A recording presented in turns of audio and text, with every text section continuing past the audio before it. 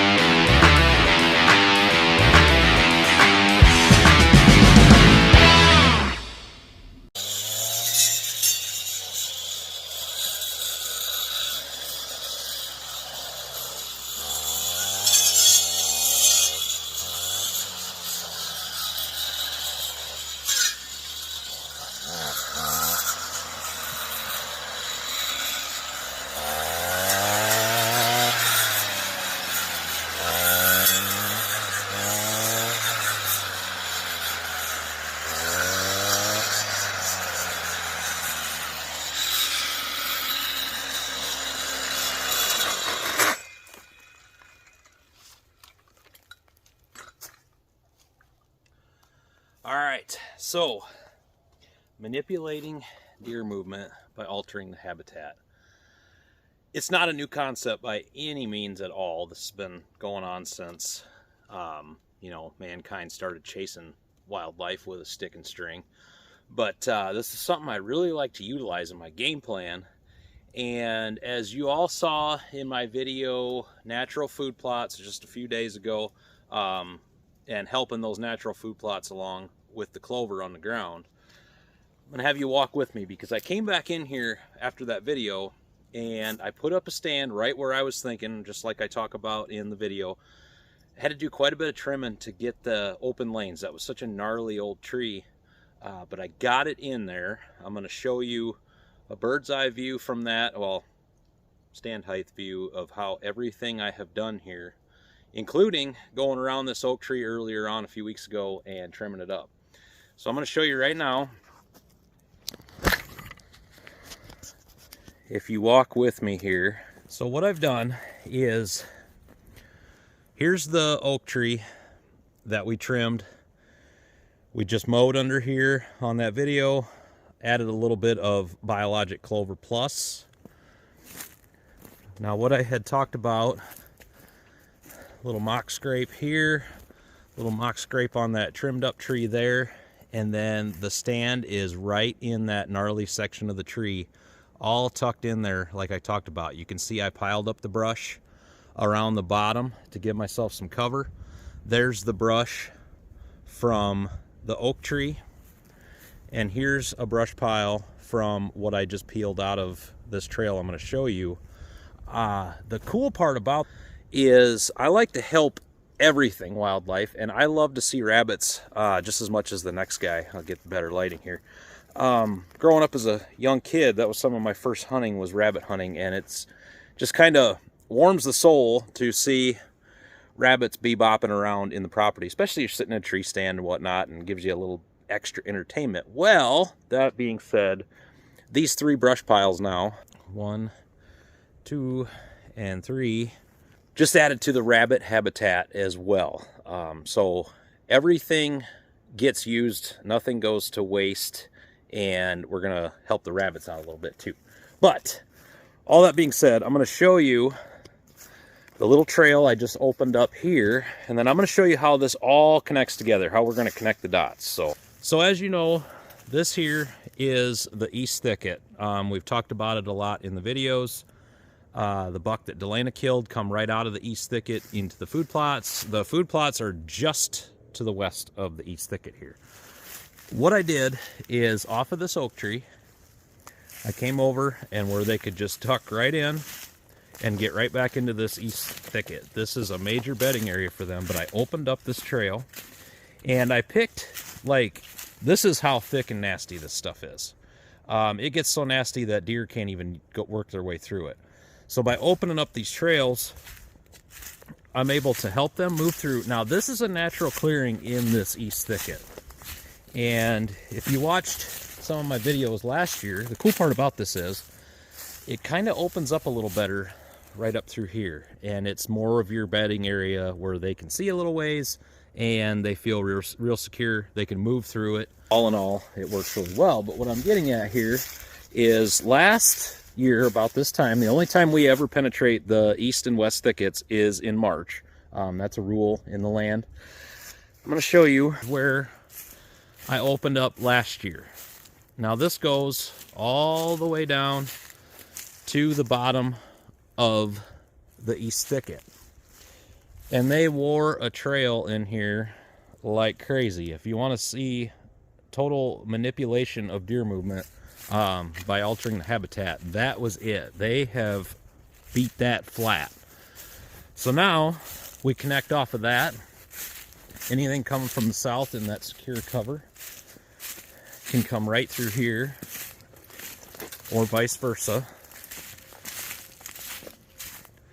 And they're going to come out right underneath this oak tree.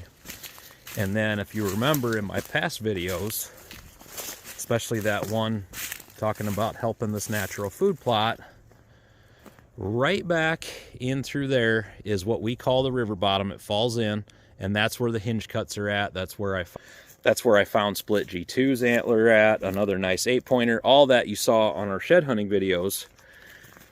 So you can catch deer from the bedding areas back there, coming from bedding in the east thicket, and coming from bedding to the south down in the neighbor's property. All in all, that's cool, but I'm not done. I'm not done yet. I'm going to show you the bird's eye view, like I said, but I also made one more trail. Walk past this brush pile. There's the brush pile from trimming the trees, and then some of this is dead ash trees that had already fallen, so I just made the pile bigger. And come up along this. This is my trail along the back side of the east thicket. I opened up years ago, and I made another opening right here. Now, why would I make an opening right here? Well, it connects up with this natural trail that comes off that natural clearing, and it goes through a fairly open part of this east thicket. But also what it does, hang with me here, that we're going on an adventure. This trail right here also comes out of the river bottom hinge cut bedding. This brush all piled up, they're forced to move around it, and I'm going to get up in the tree stand, and when I come back with you, I'm going to show you how all this puzzle comes together. And it's been a lot of work, but I am super excited about this setup.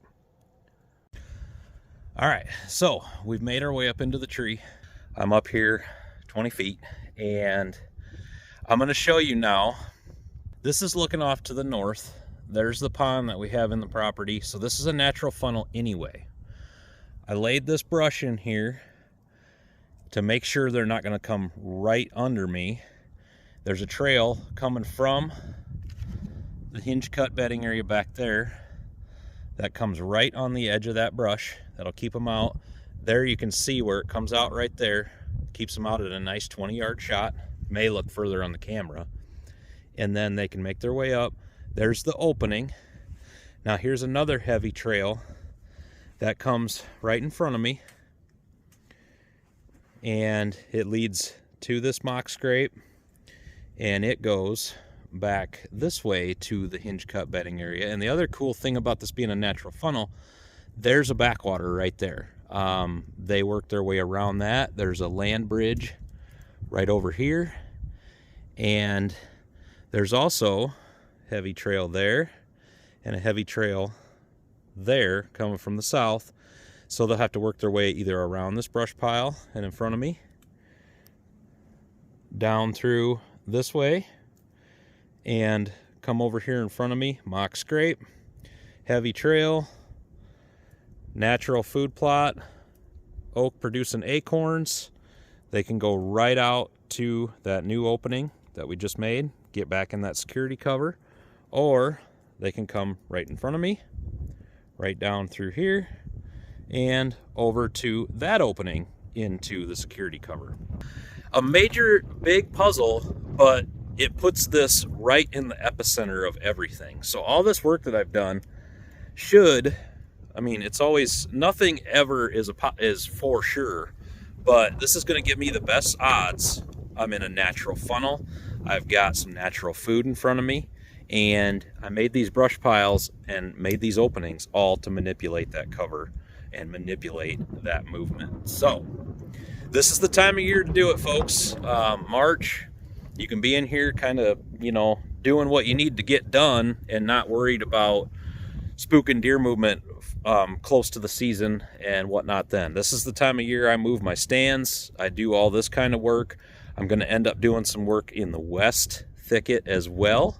I've got some more. I want to open more of that up, get the sunlight to the ground. It already has a huge stem count, but I would like some of that, you know, weedy forage to come up in there too. But I also want to open up more of it to bedding area, because as you saw in this earlier in this video, that stuff is so thick, that stem count is so strong that there's really not much of anything using it. Even the pheasants have a hard time getting through it, honestly. I've watched that before. It's actually kind of entertaining. But so yeah, that is our video for today. You know, if you got the means to do it, it doesn't take much equipment. And I just got a little tiny, actually before I leave, I'm gonna show you that. Stay tuned. All right, so we're gonna wrap this up, but I wanted to show you how easy this can be done. You can do it in your property as well. This is Trimmer Plus brand. That's probably upside down, but Trimmer Plus brand. I found this section on Amazon, I believe it was. Amazon or eBay. Just look up brush cutting attachment for a weed eater. I added this blade though. This is a special tree trimming blade.